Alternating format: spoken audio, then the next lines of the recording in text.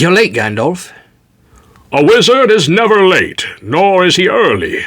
He arrives precisely when he means to. I love this line in The Fellowship of the Ring, a J.R.R. Tolkien story that's brought to life on the silver screen by Peter Jackson and an amazing cast. But the line doesn't exist in the books by Tolkien. In fact, this line only exists in the film. But it doesn't take away from the story by Tolkien. In fact, it adds to the charm of the character and to the thing about timing. Hello and welcome to another episode short of Casting Pods. My name's Blaine Shields and I'm glad you're here, truly. So why does it seem that everything is happening in 2020? It's like the checklist from the movie Cabin in the Woods is being played out in real time. At any moment now, mermen are going to start attacking. Or at any moment we should at least have the appearance on the news of Pharaoh saying, "Just let the people go, trust me, it will go better for you." I don't know why he sounds like Bane, but apparently he does. Things happen for a reason, and timing is something that we often fail to understand. Nor do we understand things when they happen. From the loss of a job, to the loss of a loved one, to the loss of a relationship, to the unexpected arrival of family members, to the pop quiz that we weren't expecting and we didn't study for, to the power outage, to the storms that arrive, to the list could go on and on and on. And we have a choice. We can view the issue as poor timing, unwanted situations, and so forth, and cry out like Frodo Baggins that this is not how things are supposed to be. Or we can see things like Gandalf, according to a bigger picture, and precisely at the time that things are supposed to occur. Whatever you're going through, an unexpected move, a change in relationships, a loss of a loved one, a change in a job, a new life, a friend who is no longer a friend, a heartache, a struggle for balance, whatever you're facing, I want to remind you of two things. One, you're not alone. I challenge to you and to all who hear this message, use these three words and truly mean them when you say them to those who are in your life. I love you. Easy, right? So if it's so easy, why are we not using them more often? We take often for granted that everyone knows it's true. And we feel uncomfortable saying these words. To be honest, I don't care if you think everyone knows it or if you're uncomfortable saying them. Those three words can mean the difference to someone between loneliness and sadness and hope and acceptance. Saying I love you doesn't make you weak, no more than shedding a tear does. And by the way, if you don't weep with those who weep, you aren't strong. You're not connected. Two, what's happening to you is not the end of all things for you. We too often see when we hit our foot and we stub our toe that's it. I'm hobbled now. We see things in terms of the immediate, not the long term.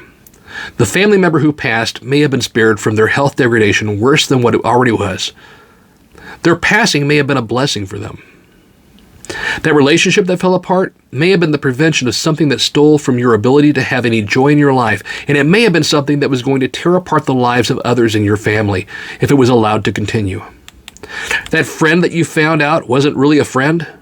The knife in your back that you felt and reacted to may have been the saving grace from a darker path ahead in not knowing the real attitude and thoughts of that person and continuing to form your world around them. The job that you lost, it may have been a dead-end street that you didn't have the strength to give up in order to go for something more meaningful and prosperous for you and your family.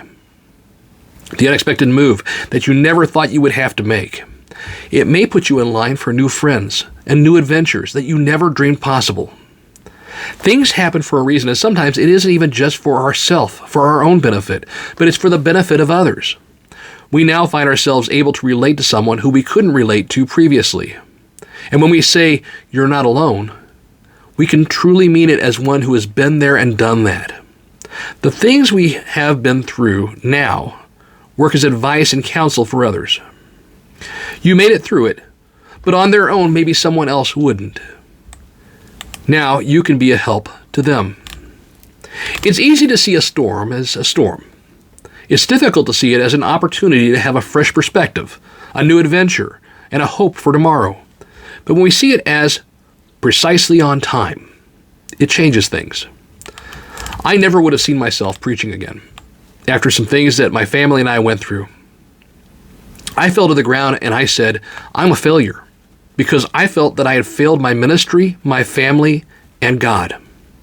I went through bouts of depression and fear, but I haven't had an opportunity to continue keeping on because of so many who have reminded me that I'm loved, that it wasn't my fault, that things fell apart, that I'm a help and a blessing to others, and I still have trouble with that idea, but I'm learning more and more that I have to listen to others when they say this.